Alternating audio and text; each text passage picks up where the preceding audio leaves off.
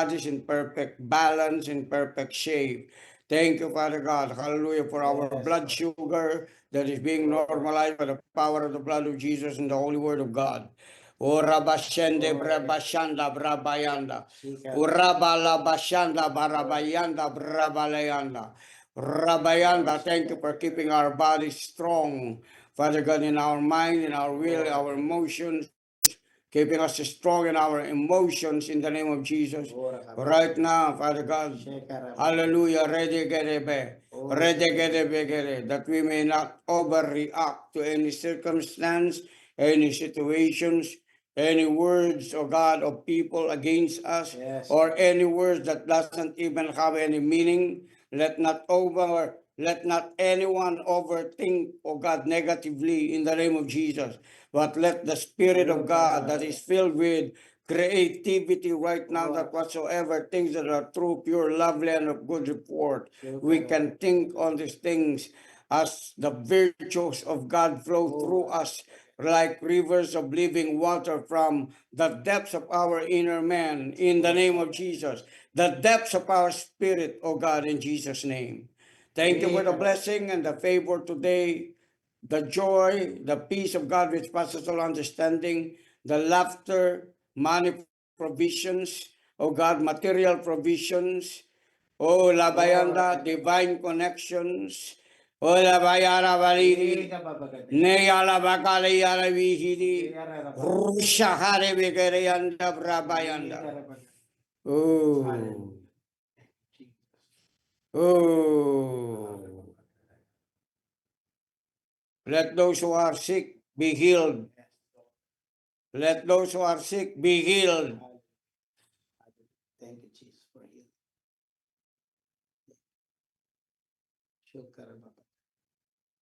healing. Whatever, Lord, the body of Christ is complaining about, Father God, help them to see the solution.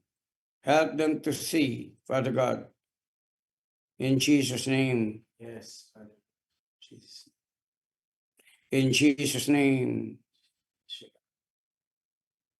That we are able to take advantage of our privilege, Father God, in maturing us. In Jesus' name. Thank you, Jesus. Shukira, Papa. Roba hallelujah. Roba hallelujah. Korra shikiri. Korra bashikiri. Korra shikiri bigiri. Korra shikiri bigiri. Thank you for breakthroughs and breakthroughs and breakthroughs and breakaways today. Oh. Breakthroughs, breakthroughs in our strength, in our might, in our power. Breakthroughs, breakthroughs today. Breakthroughs, breakthroughs today. That we will not go under pressure, be under pressure, oh God, in Jesus' name. That we may abound to every good work today.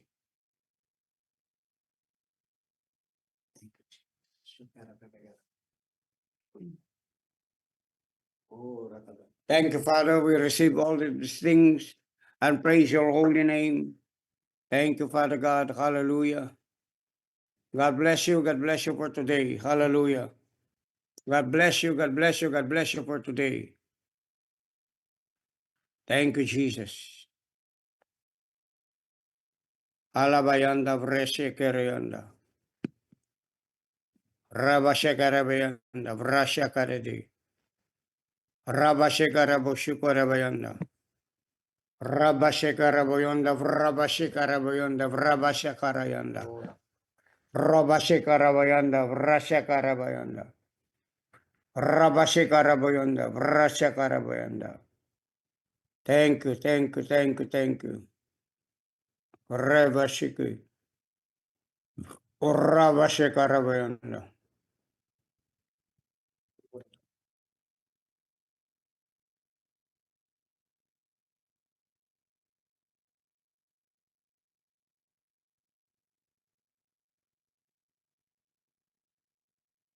Okay, let me remind you today that it is very important to keep praying. Very important to keep praying every day, because these are the months that are really very dangerous, that the disciples of the enemy are sowing curses from October, November, December, and they are even offering blood sacrifices of children, even babies, because blood has something to do with their strength. Pag ginagawa nila itong bagay na ito, okay, they are having strength, added strength. And if they fail not to produce blood to sacrifice, they even kill themselves. So that means to say that this is a serious matter that we need to attend to. Amen. Not to leave your household na hindi ka nagpipray, kasi they are sowing curses in the realm of the spirit. Yes, it's true that we are redeemed, but the redemption must go always with the offering of our sacrifices of praise. Sabi ng Bible. Romans 12 says, offer your bodies as a living sacrifice which is holy before God. So, yung sacrifices natin, doon sa katawan natin na nag-a-utter tayo ng prayers to abort anything that they are sowing, most especially among believers, families in Christ Jesus. So let's keep our prayer life stronger. Amen. And keep praying and praying every day. Because I believe that this is also the times of transition and redeeming of time, because the days are evil. So God is going to move on behalf of each and every one of you and each and every one among the family members, bringing forth what we call restoration and restitution. Restoration and restitution. Yung restitution, yung mga bagay na hindi natin na-receive sa mga panahon ng mga prophetic words ng Panginoon. Kasi a lot of people don't understand that when prophecies has been given, you have to always incorporate that in your life and prophesy it firstly to your life and receive it and take it all that you can take about the prophecies for your life, because there were already prophecies that has been given even in the 80s, even in the 90s. But because people are not understanding the realm of prophecies and the power of prophecies, they are still in the 1980s or they are still in the 1990s. Kasi yung prophecy, it will bring you into a place of an update, and it will bring you into a place also of the advancement of who you can become and what you can become even in the future. But if people do not understand the realm of the prophetic, they would say it's just an ordinary voice, it's just another sermon last Sunday. No, it was not. And it will not be. Are you with me? It could add to everything, feed the prophetic voice of God in which has been spoken, because every prophecy that God has declared unto an entity, unto a local church, unto the whole church, would be able to work together with the Spirit of the living God as He leads us to obey Him on the basis of Him speaking to us the voice. Amen. The voice of God. That's why the Bible says the the sheep knows the voice of the shepherd. Amen. The sheep, it's not the goats, but the sheep knows the voice of the shepherd. Hallelujah. So the Spirit of God will move on the basis of what we are receiving and the words that are being uttered, because words define the condition, the situation, the degree, the level, the dimensions where you should be. If you are not hearing any words, and the words that are being heard only are commonly already being spoken over and over and over and over, then therefore it brings us into a place of coldness or lukewarmness. Okay, marami sa body of Christ malamig. Ba't mo alam malamig? Malamig sila. Wala sila revelation na po-flow. Okay, backwards pa rin. They are still clinging to the traditions of men. And much more dangerous is that when you are lukewarm, just like Revelation chapter 3 is speaking, is the mixture, okay, of the things that are in the world combined with the things that are of the Spirit. The value of the things of the world and the value of the things of the Spirit. Kailangan alam mo kung ano yung nag-o-overlap. Mas maganda yung mag-overlap yung your value of the things of the Spirit, kaya more than the value of the things that are in the world, the events that are going on in the world. Are you listening? Like for example, this December, there's so much distraction that's going on within the church. The enemy and our minds wanted to be focused on gifts rather than the giver of the gift. Amen? So people are busy about Christmas party. Sa totoo lang naman, hindi naman December talaga pinanganak si Jesus. Amen.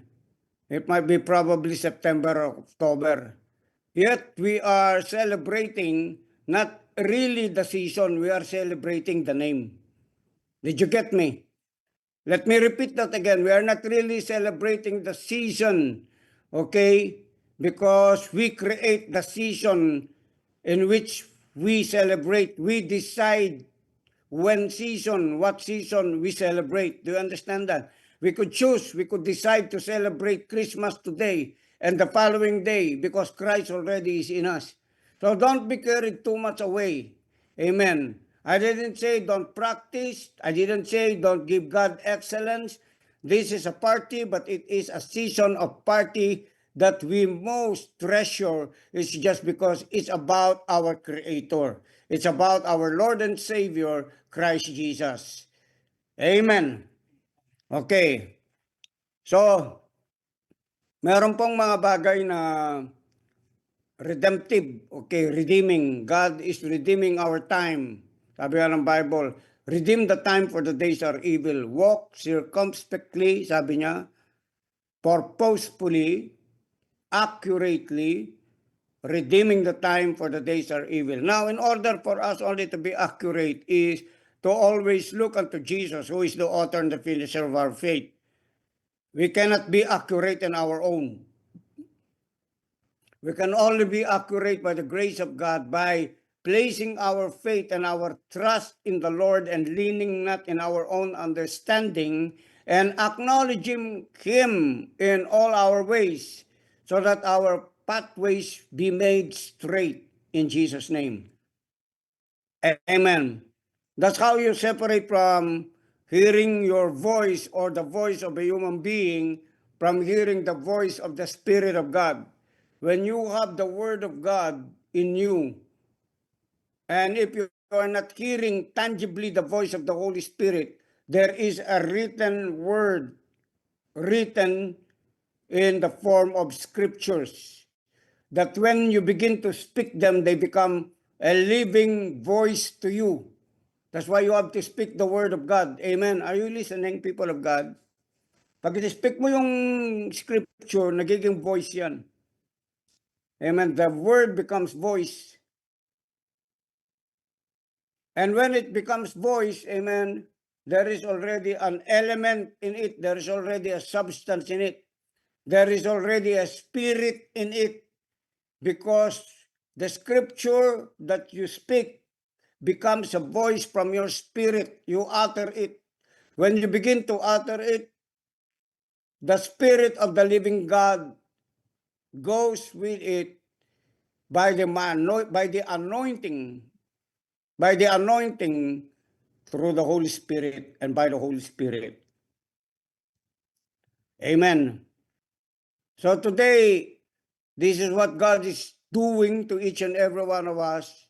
The seemingly others are frustrated, discouraged, weakened by what is going on in the world. Kasi yung mundo, pressure, matinding pressure yan eh. Pressure to catch up. Okay. We're not catching up with anything.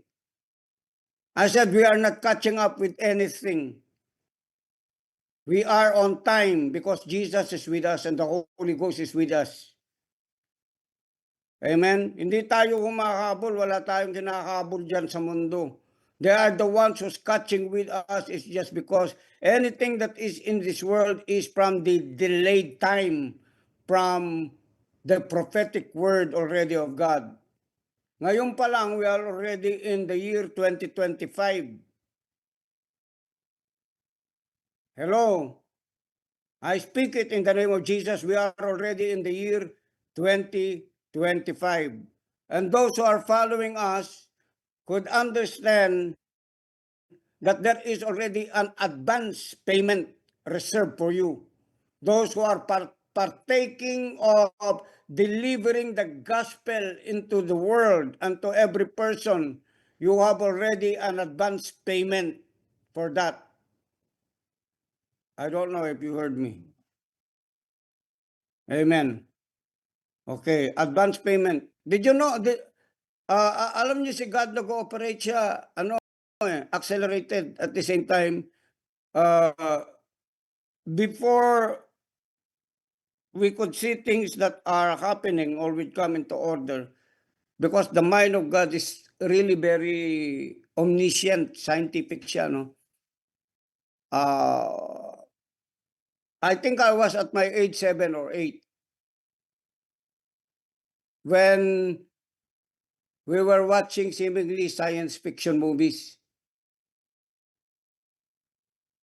Di ba? Nanonood ba kayo Star Trek? Dati, di ba? No, kapatid ko nanonood kaming Star Trek. Okay. When we were watching Star Trek, it's bringing a vision about the future, seemingly science fiction. They call science fiction, imposible mangyari. But we are already walking in that realm now. We are already seeing those things happening in the realm of the natural. Kahit sa space, ganyan yung nangyayari. Nung panahon na yun, Star Trek, probably Elon Musk was not yet there, or probably was just in the womb of the spirit. No, but he is already now giving substance to what has been from the old that we're seeing seemingly as a science fiction. Pati yung mga cellphone na hawak po ninyo, yan. Parang akala mo science fiction yan. I think is 30 years or 40 years, I heard my sister. Okay, sabi niya, nagsusulatan pa lang kami noon, sabi niya, datang yung panahon, sabi niya, we are going to see our faces on a screen. Sabi niya, I remember that. Okay. Okay, wapin na ano pa mo ng asawa kong atsuna banwa. Okay, wapin na ano. Now, understand what I'm saying, that and what you're saying, okay? That what is coming forth of your mouth, most especially if you are already in the realm of the prophetic, because you have already activated it. Amen. Of course, Jesus is the substance of the prophetic. Amen. But when God is saying, be led by my spirit, you know what he's saying? Or no? How do you be led by the spirit? Go and follow the spirit? No. Follow a man. Go to a man. That's how God ministers to people who are walking in the Spirit. He will tell you where to go to. He will tell Elisha. He will tell those people that were following Moses, Joshua, and Caleb. He told Timothy to follow Paul. Are you listening, people of God? When they say, no, you can grow on your own, that's not true. That's a lie of the devil. Otherwise, you don't need the apostle, the prophet, the evangelist, the pastor, and the teacher, or probably you have already become one of them, and people are following you, disciples are following you. Are you listening to me, people of God? Amen. Pag sinabi mo, follow the voice of the Spirit, pero wala kang tao na pinafollow, you're lost. I'm sorry, you're lost. Amen. Hallelujah. Amen. Don't be lost. Why? It's easy to find God. It's easy to find God. What I'm saying right now, you're finding God. You're increasing in your understanding. You're increasing in your knowledge on how to operate God's wisdom over your life. Amen. That's why ang gagawin ng demonyo, he will cause you to doubt a man of God. Okay? And feel bad about the man of God. Yun yung ginagawa niya doon sa mga, kaya hindi makapag-comfort. Amen? Kaya sabi ko kanina, we are already in 2025, others are still in the 1980s. Why? Because if they don't know how to handle offense in their life, they will be buried in the place where they have received the first word and revelation that they haven't done in the years because they were offended through a man of God. That's the reason why also a lot of people get out from the church. Why? Because they don't want what they're hearing. They want to hear what they want to hear from what they want to accommodate themselves and pet themselves. They don't want to be disciplined. They don't love, when you don't love discipline, you know what? You don't love God. You don't need God, as if you're saying, I don't need your love. Why? Because God is showing the evidence of His love in the form of discipline. God loves those He disciplines, and whom He disciplines, He loves. Kaya nga pag nakakaramdam ka ng bad feeling, most especially if a man of God is saying something and you're feeling, puro na lang ganyan yan, wala naman napupuntahan. You're talking about not the man speaking, but the spirit from the man speaking, who is God Himself. Are you listening, people of God? And your faith will be buried. People find difficult to, be in the place where they should be in the dimension where they should be receiving more of what God wanted them to have, to be delivered to them. Alam nyo yung first na pag nakaka-receive ka kay God, what is the indication that you're receiving from God? There's joy in your spirit. Second, there's peace. And then mention above all, the fruits of the Spirit is going to move in your soul. You will become to be mindful of others, praying for others. Amen. There is no moment that you're not praying. You go to a place like this, you're praying. You go to a place like that, you smile. You smile at people. You say hi to people. You bless people. God bless you. Amen. Always giving to people. A smile, money, resources, anything, good words. Amen. That is what we call not only a sign, but a realm. A sign is just only a sign to bring you into a realm. But your realm, amen, where you are, could go higher and deeper. Where? In dimensions. That's why there is first dimension, second dimension, third dimension, to the point you're already seeing your angels, knowing your angels are walking together with you, protecting you. knowing that you are already releasing angels in the realm of the spirit because you are so connected, amen, with the Holy Spirit. Amen. Hallelujah. So, if they are offering blood, sacrifices, fleshly sacrifices, kailan lang nakakaroon ng aksidente? Ang daming mga aksidente. Oh. Sabi ko, Lord, in the name of Jesus, protect all these motorists right now. In the name of Jesus. I reverse any curse. Kailangan tayo lahat sa daan kapag nagta-travel kayo. Speak the word of redemptive power by the holy blood of Christ. Are you listening, people of God? Hallelujah. You mentioned the blood of Jesus. Mention the blood of Jesus. Thank you, Lord. Hallelujah.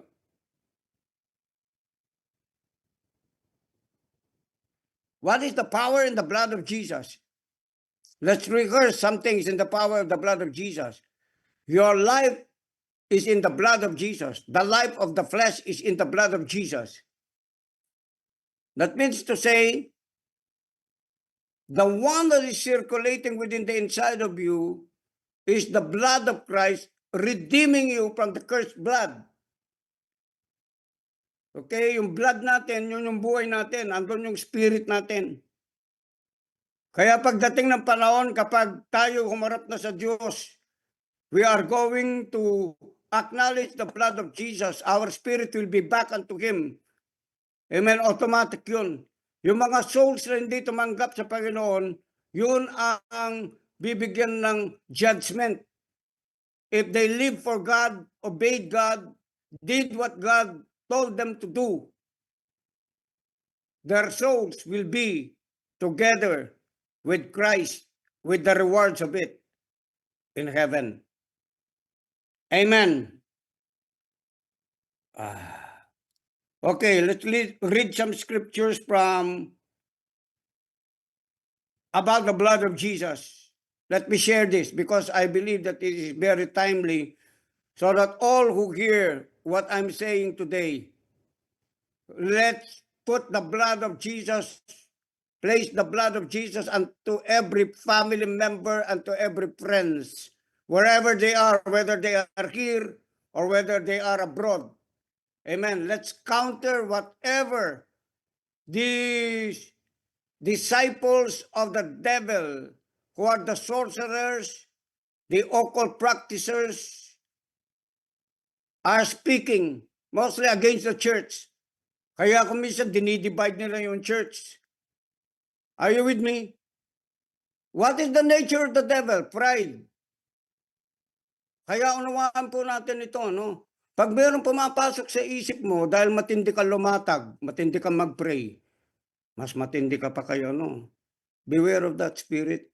That's not you. It's only impersonating you. Are you listening to me? Kaya mo magtayo ng mega church. Hindi lang ganyan, kaya mo. Right now, I'm busting the works of Satan.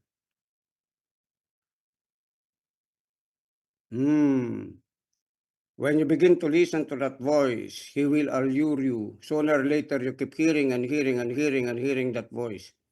I remember one testimony about a woman that is married to a minister. Very beautiful, gorgeous. But he was married to a minister. And the minister is always busy trying to take her, but she is not available. Always available. And then the devil began to speak to her. The devil said, you know what? Don't be sitting, just be sitting there. You're so beautiful. Did you know that you can marry a billionaire? That you can have better than what you're having right now? At first, he resisted in the name of Jesus because she knows also the word of God. He resisted. It came back. You resisted. It came back again. She resisted. But it came back sometime when she was very vulnerable. She accepted the fact of the devil. It's not of God. It is from the voice of the devil. She yielded to it.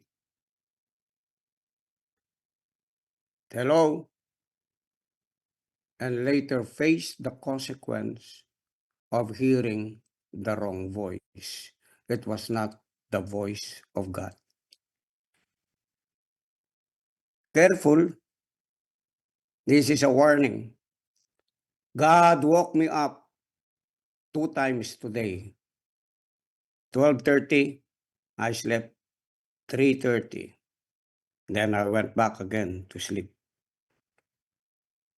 But these are the words He has placed in my heart. Bring a warning to my people.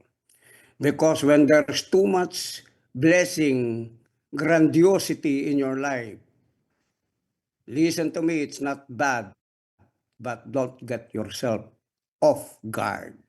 Because the more you soak yourself into it, the more it will take over your soul. Unknowingly, you thought it's God's blessing. It's no longer God doing it. It's the world and the flesh, the lust of the eyes, the lust of the flesh, and then it becomes the pride of your life.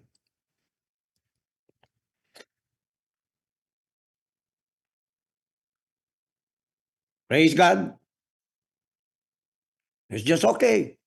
It's just okay. Okay. Think, receive, digest, internalize, and then listen carefully.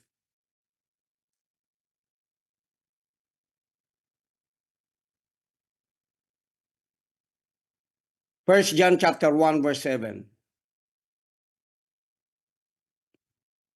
You know why I put a consideration to everyone, and God wanted us to be doing that. First John 1:7. Naalala ko, no, nung sabi ko, I was even thinking about our aunties who were Catholics. And I got born again. And then I had so much pride in my soul. I was thinking that the Catholics may not be saved. And then the Lord corrected me that I do not have any right even allow my soul to have the right to judge how can a man be saved. Of course, I know the scriptures, but to denominations, I really don't know who's going to be saved. It's not my business. It is the business of God. Are you listening to me? Amen. That's why we plainly share just the word. We plainly share what God is revealing to us and not touching whoever they are, whether they're priests, whether they're pastors, whoever. If they're serving from another church, part of the body of Jesus, be it. We serve where we are. Are you with me? We love where we are. We bless where we are. We give our lives to where God has planted us and appointed us to be with. When you understand the blood covenant, amen, when you are planted, you understand it that you're growing and you will be growing from where God planted you. It will be what we call a perpetual law of faith by the grace of God towards your life. You will not think, ako na akin church yan kasi manini, kasi man yan, alalang manini, alalang man yan. It's okay. Kasi sabi ng John, they went out away from us because they are not part of us. It did not say they are not part of the body. Probably they are in the another realm. Are you listening to me, people of God? Not condemning them, but probably they are in another realm. And probably we are also in another realm. Now, to be humble-minded, probably we are not as high as they are. Are you listening? thinking lowly of ourselves, so that we may not fall under the condemnation of the devil. We choose to be humble, whatever we are receiving from God, whatever is happening within our lives, whatever encounters and experiences you are having in your life, whatever form or kind of worship you're doing. It's all by the grace of God.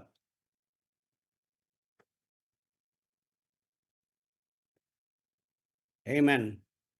Okay, let me read this verse. 1 John 1:7. Galing nito, Pastor. Pas.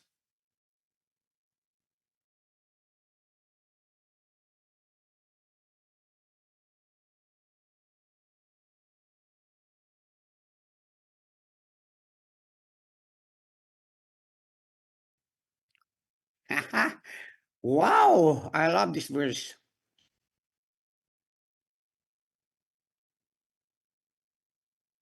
Okay. Verse 6. 1 John 1:6.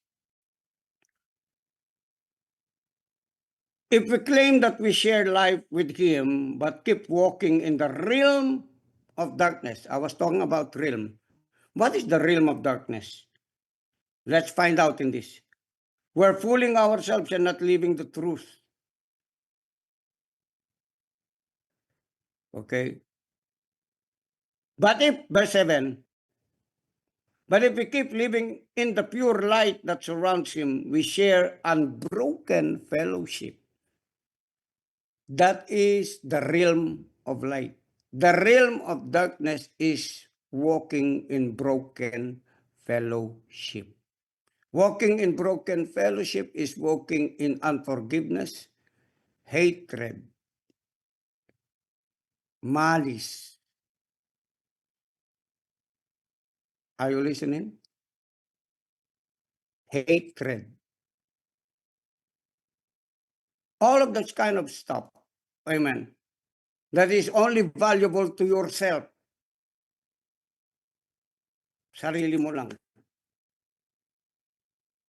I know a lot of you have been delivered from what we call selfishness. Because I'm seeing a lot among you being generous, not only with your words, but generous in everything. Generous before the presence of God. And I'm saying this to you. Ano yung sinabi niya? Fellowship with one another, and the blood of Jesus, his son, continually cleanses us from all sin. The blood of Jesus is like an open shower in the closet in your bathroom. That when you're thinking evil, malice, don't allow it to spread that gangrene into every part of your brain, contaminating even your spirit and even your body. That's why the Word of God says, receive the engrafted Word of God, which is able to save your soul. Cleanse me from all the filthiness of the flesh and of the spirit. Whenever gustong pumasok, okay? And sooner or later, you will be transferring it to someone of what you're observing. You have to learn to speedily cut it off before it becomes and gives a name to Marites.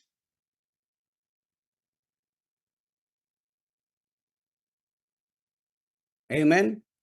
Marites, the devil. Yun yung apelido niya. Okay?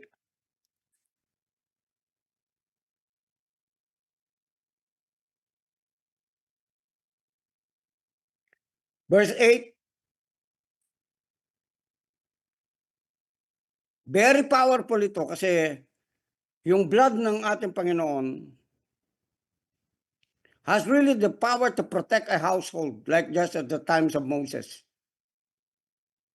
When God said, put a blood of hyssop into your doorsteps, so that when the angel of death would be passing by, they are not able to kill or harm you and your family and your children.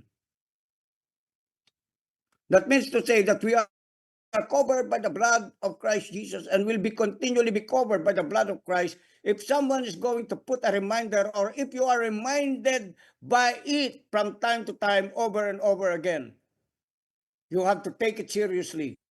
Most especially if the topic is about the blood of Christ. Amen po ba? Because the life of the flesh is in the blood.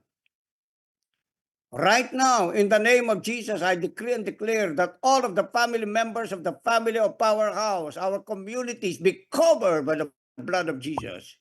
Right now, we repel any curse from the enemy, from the sacrifices that they have given. Let it boomerang to them in Jesus' name. Let all the curses in their lives right now, or the curse words they have spoken to the body of Christ, to ministers, family members, let it boomerang, Father God, to them in the name of Jesus. For those who are enemies of us, they are your enemies in Jesus' name. Thank you for this power in the blood. The power in the blood. The power in the blood of Jesus. There is protection in the blood of Jesus. There is cleansing in the blood of Jesus. There is redemption in the blood of Jesus.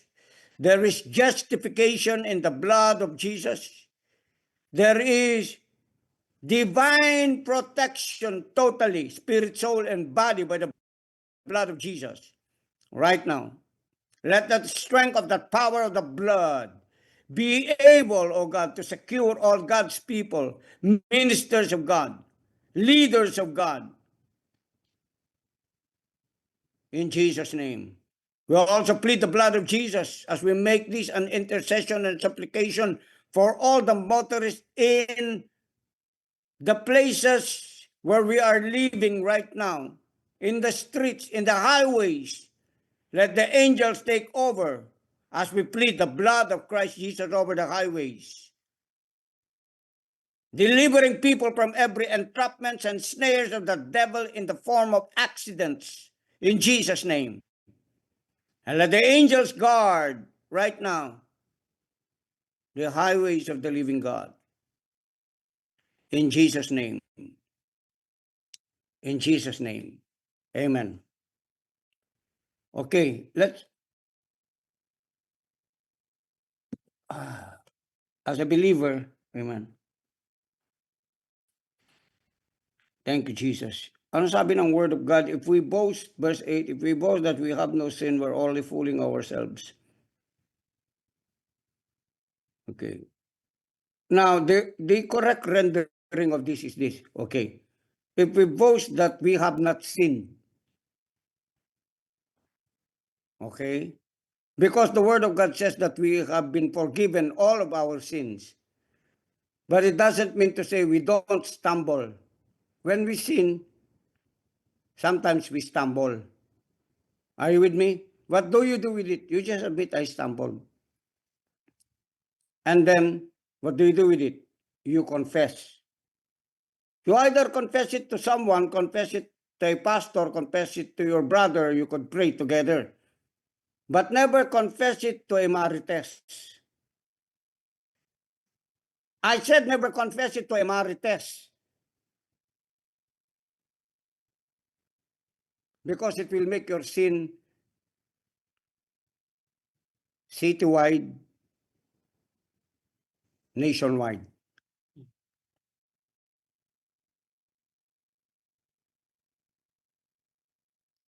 Amen. Careful.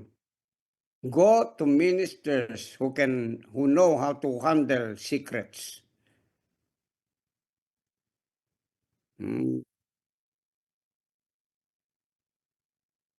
Mahirap i-handle yung sikreto. Ano sabi ng Bible? Ano sabi ng Bible? The secret things belongs to the Lord.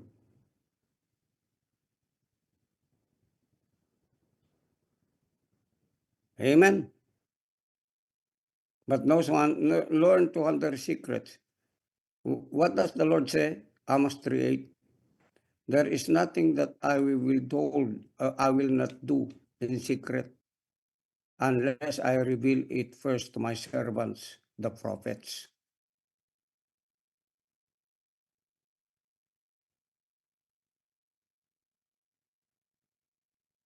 You want to become prophetic?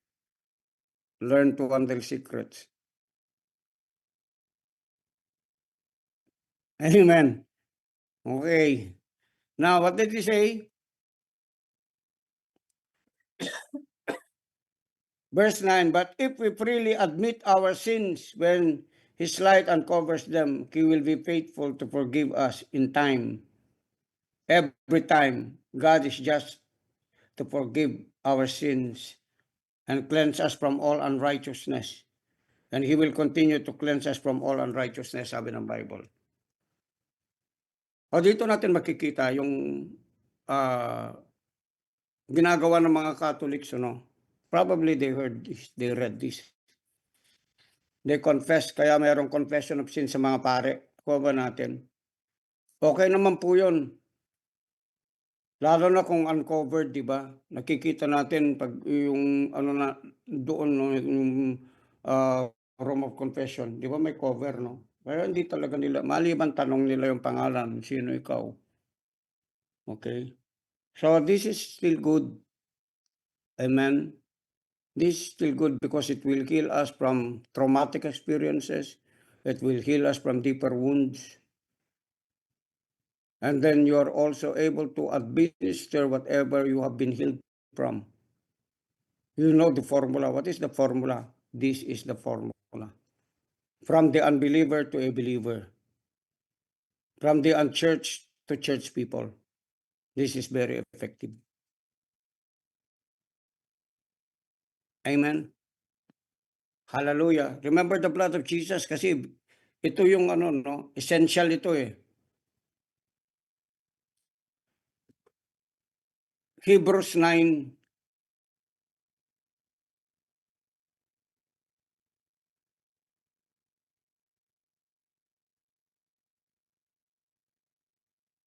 Hebrews 9:14, Pastor. Please read it, write it down, and then review it. Disciples of God, lovers of God. Naman ang kape mo.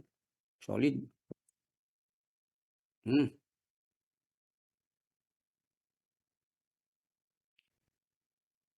Under the old covenant, the blood of bulls and goats and ashes of a heifer were sprinkled on those who were defiled and effectively cleansed them outwardly, okay, outwardly, sabihin natin outwardly, from their ceremonial impurities. Outwardly, seemingly they were cleansed, right? Because of the ritual they're doing. But in terms of logic, if you're thinking, how could the blood of animal cleanse the man who was created in the image and in the likeness of God? It is impossible.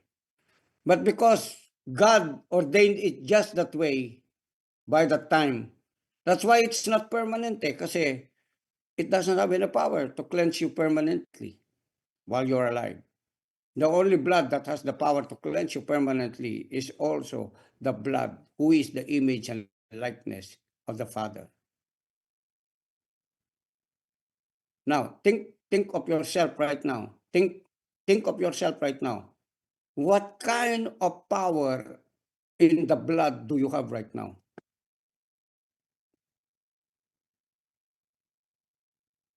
If you've been given a brand new heart and a brand new spirit, remember this. A blood is always connected to the spirit of man. That's why when a man is dead, he has already no blood. Why? Because his spirit already left him. It went back to God. The blood, the spirit in the blood that is to sustain his body, okay, and to the likeness of the color of his body is still present. But after when he dies, it departs. The spirit departs, living together with the spirit that is in the blood. That's why if the blood is not cleansed by the power of the blood of Jesus, where will that blood go? Where will that soul go? Amen? Okay, sabi niyo rito, verse 14, yet how much more? Kasi yung kanina symbolic, Symbolic. When it says symbolic, it's just symbolic. Symbol lang. Hindi siya totoo. Hindi siya yung absolute. Amen? Now, seemingly this topic has moved a lot of even Bible school students when we were studying the Word of God. Not all, but it made them so uninteresting because you're talking about blood. Seemingly, it seems so scary.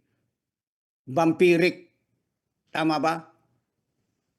But it's not. To a child of God, this should be one of your greatest weapon against the enemy, aside from the weapons written in the book of Ephesians chapter 6 about the helmet of salvation, the breastplate of righteousness, the belt of truth, the shoes shod with the preparation of the gospel of peace, the shield of faith, the sword of the Spirit.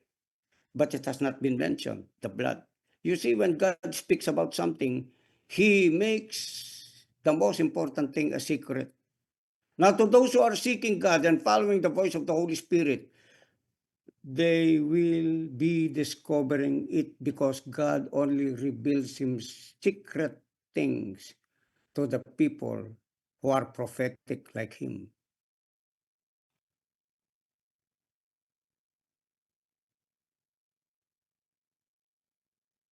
Kaya sabi ng Panginoon kay Moses, I wish all of my servants, all of my people are prophets. Why? Because they have deeper longing and cravings of the Spirit. They receive already, they want more. They receive already, they want more. As if there is no ending of their hunger and thirst after the holiness and righteousness of God. They're not perfect, they fall, but understand this thing. When God chooses you, it doesn't have anything about the value on how people value you in their own standards of their acceptance towards you. It has nothing to do with that. Remember what I said, it has nothing to do with that. When God chooses you, He has deposited something in you that only Him can understand you. Not any man could understand me. No any man could understand me. But God always speaks to me, and I speak to Him, and I talk to Him in a manner He would be able to understand me, that I would also, in a manner, understand Him.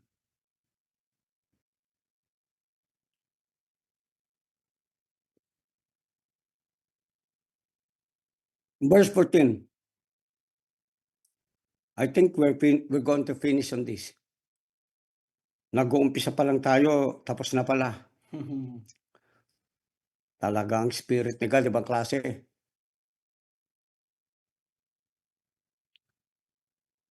Are you excited, people of God? Amen, to celebrate Him in this coming Sunday. Ngayon pa lang nagse-celebrate na tayo. Amen. I decree and declare that all of you will be celebrating this day. Amen. Hallelujah. Okay, what did he say? Yet how much more will the sacred blood of the Messiah surely cleanse our consciences? Cleanse our consciences. Hindi pa ninyo napansin na kapag mayroong mabigat sa conscience mo, ang hirap mag-isip, ang hirap mag-decide, ang hirap magalak, ang hirap mag-celebrate. Pumunta ka na sa isang lugar, ang bigat pa rin pakiramdam mo, trinay mo nang kumain ng pinakamasarap, sa lahat ng pinakasarap, lipat-lipat ka, mag-coffee ka sa Starbucks, mag-coffee ka sa Coffee Bean, mag-coffee ka sa bahay, mag-coffee ka sa lansangan, mag-coffee ka 7-Eleven, parang mabigat pa rin yung konsensya ko. Alam mo, dapat mong inumin. Kaya nga meron tayong communion, no? Yung blood, ibang klase yun. Alam niyo ba bakit alam ng Satanist yun? Once nag-offer sila ng blood, kaya di ba ninyo napapansin, minsan maraming nawawalang mga bata, o minsan mga bata nawawala, no? Guard them well, pray for them well. Amen. Are you with me? Because they steal them, they offer them to Satan himself. And they receive extraordinary strength and power to live and do their evil ways again. That's why this is something very paramount and significant to each and every one of us. This is congruent to you, who you really are in Christ, in your connectedness together with Him. How do you know that you are following the voice of the Spirit of God? When you understand the blood of Jesus Christ of Nazareth that is circulating within the inside of you.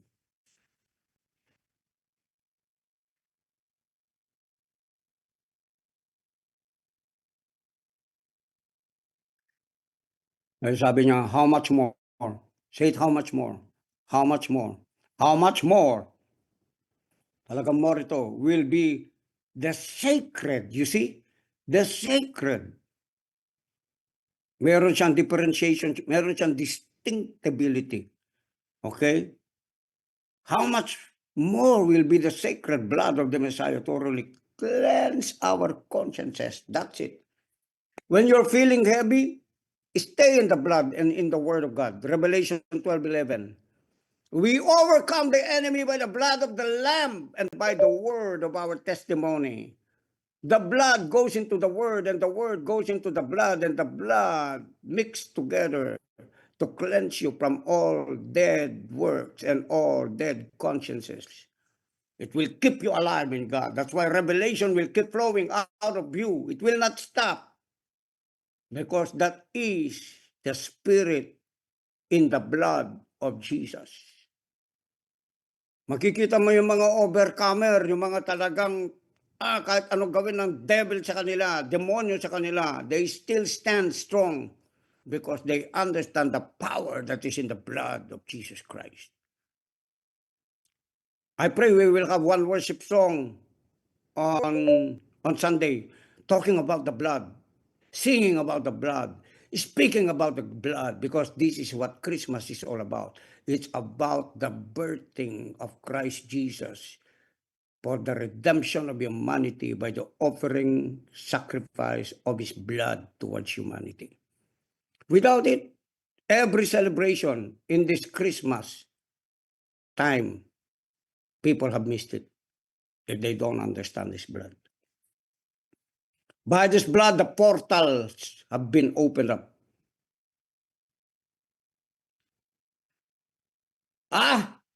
Sobra kang blessed pag naintindihan mo to.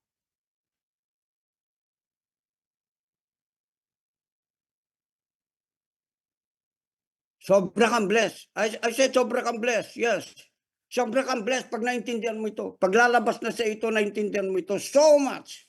From time to time, you are ingrained so much in this blood of Jesus. That means to say you are really together one with God already. There is no difference between the Son of God and you, and the Holy Spirit at work in you. I have put a brand new heart of flesh. I have placed my spirit. When He placed His spirit, the blood of Jesus Christ is flowing from that spirit into your bloodline, which has now become your brand new DNA, divine nature in action.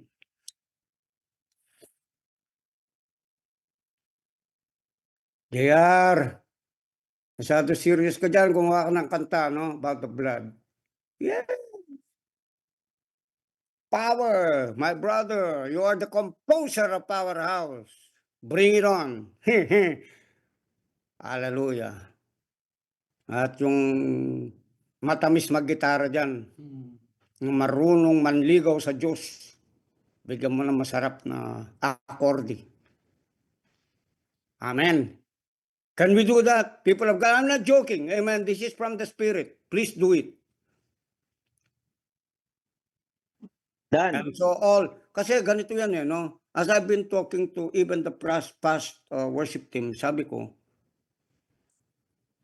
okay yung minsan nakikigaya tayo, pero hindi ba mas masarap naman yung kung ano yung message ni God sa atin personally, yun ang gawin natin kanta. Kasi kinakanta natin yung experience ng iba eh. Kasi minsan kasi yung experience ng iba hindi natin experience. Eh mali yun kasi halimbawa kakantahin mo experience nila. Nasa ibang level. Yung experience mo hindi nagmi-meet. Hindi ka puputok. Pero kung kanta ninyo mismo yung experience at the same time yung naririnig natin na teaching natin galing sa Holy Spirit, what will happen? It will also influence the body of Christ. Amen. Kasi yung platform ninyo, platform natin, andyan na eh. Powerhouse worship eh. Andyan na yung platform nyo. The influence is already there. So that influence from the revelation of the Word of God would flow through you, through us all. And it will become also an influence not only to our city, but to the nations of the earth. Amen. And we will continue to shine. Amen. That's the reason why God has brought Shine Ministries.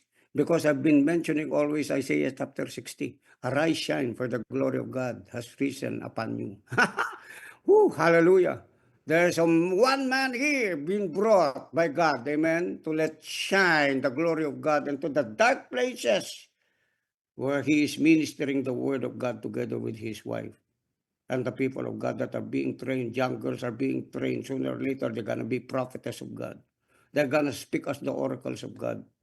They're going to go back to redeem, restore, restitute, amen, and bring those people that are lost into the kingdom of God. There is the greatness of that power at work in you, my brothers. Realize your calling. Huwag kayong masyadong pa-apekto doon sa mga nangyayari dyan sa mundo. Okay, ng ganito, ng ganyan, ng ganito, and then you crave it. It's okay, amen? You can have that all. All things are yours, sabi ni Pablo. But focus really, amen? Set your eyes on Jesus. Amen? And don't stop talking about Him. Don't stop speaking about Him. Anyone that does not speak is a dead person. Amen? Anyone who is not witnessing, di ba yung mga witness, yung mga nakakakita, tama? Kahit sa korte, tama? Meron silang nakita, tama? Kaya sila nagiging witness. Di po ba? You as a witness of whatever God has done in your life, amen, should be spontaneously coming forth out from your mouth. All over the world, contaminate them. Like what Mitch is doing, Mikoy. To all the businessmen that are out there, speak the word. All of you, speak the word. Amen. Don't be afraid. Don't be intimidated. You're carrying something that is more heavier than this world. Remember that. How much are you carrying? Not the world. You're carrying the glory of God. Kaya ako minsan, bakit parang inaantok ka, parang wala kang gana, parang mabigat masyado. You're filled so much with the glory of God that needs to be taken to the people who do not know Jesus as their Lord and Savior. Give it to them. Amen. Wherever you are, give it to them. Release it to them.